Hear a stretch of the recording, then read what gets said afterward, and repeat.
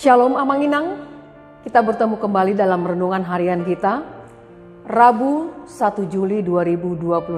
Apa kabar? Semoga semuanya dalam keadaan sehat selalu. Sebelum kita memulai aktivitas kita satu hari ini, mari kita mendengarkan firman Tuhan. Untuk itu, kita bersatu dalam doa. Kasih karunia dan damai sejahtera yang dari Allah Bapa dan anaknya Tuhan Yesus Kristus menyertai saudara sekalian. Amin. Firman Tuhan yang menyapa kita pada hari ini itu diambil dari kitab 1 Tesalonika 3 ayat 12, dikatakan demikian.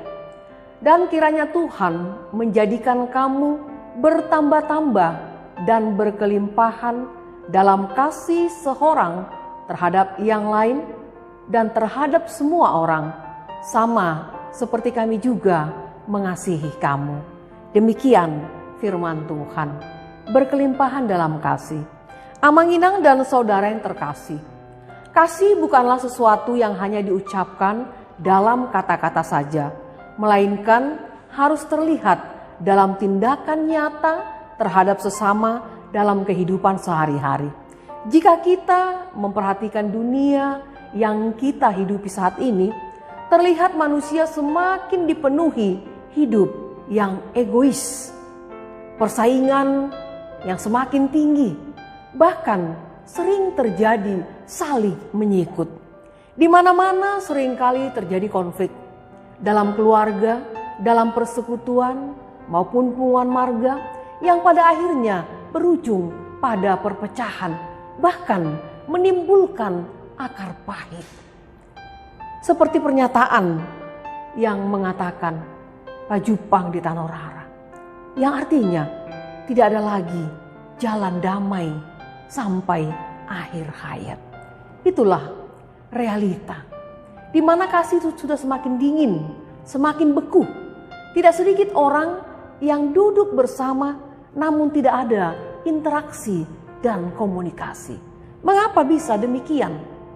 Karena masing-masing sibuk dengan kesibukannya sendiri.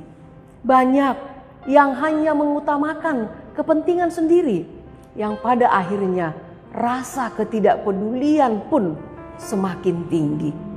Ingin menonjolkan diri sendiri dan tidak mau memikirkan orang lain, akhirnya rasa ketidakpedulian semakin tinggi.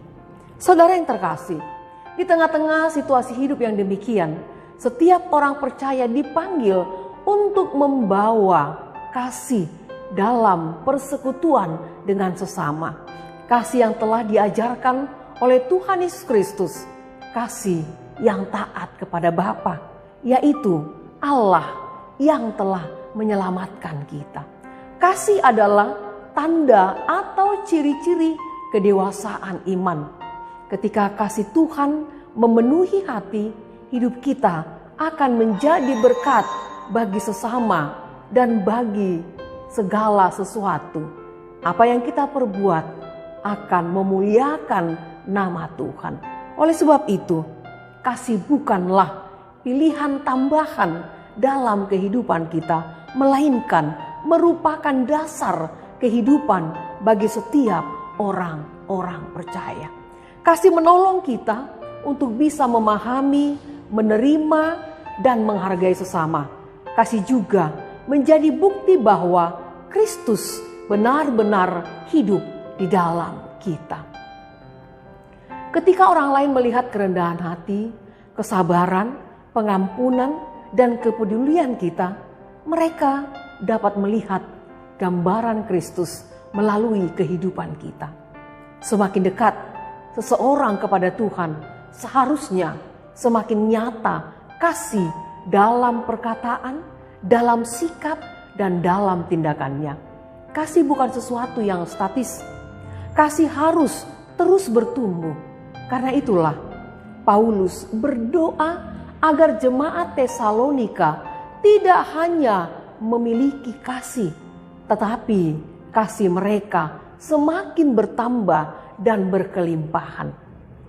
Hal ini Paulus lakukan karena jemaat Tesalonika hidup dalam tekanan dan penganiayaan. Dalam situasi itu, sering menjadikan manusia cenderung egois, hanya memikirkan diri sendiri. Tetapi Paulus tidak.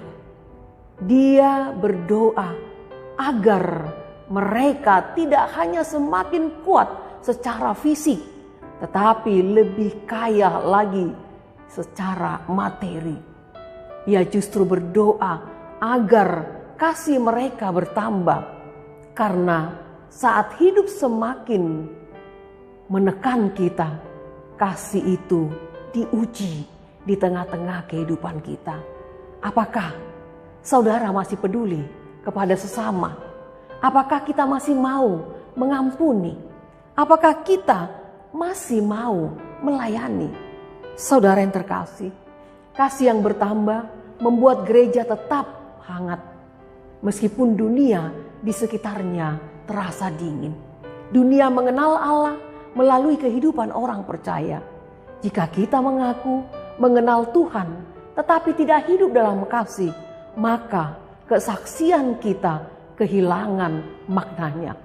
Kasih haruslah membangun persekutuan. Yesus mengajarkan kepada kita bahwa dunia akan mengenal murid-murid Tuhan melalui kasih mereka terhadap sesama. Karena itu, biarlah melalui hidupmu, maka dunia mengenal Tuhan dengan baik. Amin, kita berdoa. Terima kasih Bapa di surga atas sapaan firman-Mu yang mengingatkan kami agar kasih-Mu Tuhan di dalam kehidupan kami semakin hari semakin bertambah, bahkan berkelimpahan, sehingga hidup kami sungguh-sungguh hidup di dalam kasih Allah yang mengasihi sesama dalam setiap napas kehidupan kami. Ajar kami Bapa untuk melakukan kasih-Mu dalam kehidupan kami, sehingga nama Tuhan semakin dimuliakan. Berkati seluruh jemaat-Mu Bapa di tengah-tengah kehidupan mereka, dalam apa yang mereka harapkan, apa yang mereka rindukan. Engkaulah Bapa yang mendengar setiap doa di tengah-tengah pengharapan. Dalam satu hari ini, kami serahkan hidup kami hanya ke dalam tangan pengasihan-Mu, yang kami sampaikan dalam doa kami di dalam nama anak-Mu, Tuhan Yesus Kristus, Tuhan dan Juru Selamat kami yang hidup. Anugerah Tuhan kita Yesus Kristus, kasih setia Allah Bapa, dan persekutuan Roh Kudus menyertai saudara sekalian. Amin.